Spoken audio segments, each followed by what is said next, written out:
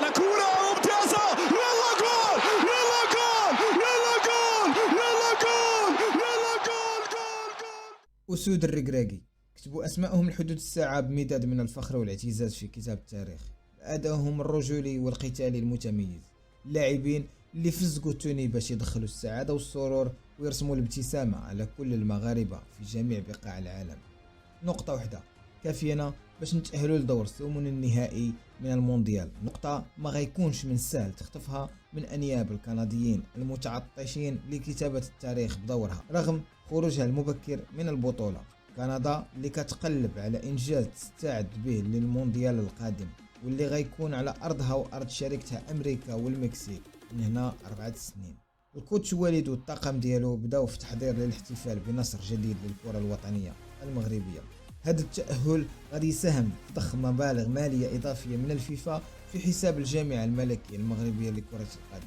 وعلى حسب قوائم الفيفا فكل منتخب كيتأهل دور الثمن النهائي فكيحصل على مبلغ قيمته 13 مليون دولار، أي أكثر من 13 مليار سنتيم مغربية. وفي حالة تجاوز المنتخب دور الثمن فراه غادي يعطيو لكل المنتخبات المتأهلة مبلغ قيمته 17 مليون دولار.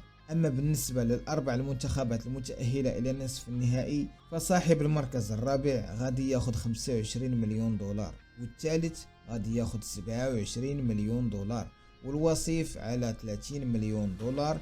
أما البطل اللي غيفوز بكأس العالم قطر 2022 فغادي ياخد 42 مليون دولار. أما المنتخبات اللي تقصات من دور المجموعات فغادي يستافدوا من 9 مليون دولار. وغير للتذكير بأن الفيفا سبق وعطى لجميع المنتخبات المتأهلة لنهائيات مونديال قطر وعددها 32 منتخب مبلغ 1,500,000 دولار لكل واحد منهم باش يستعدوا للبطولة العالمية بقطر.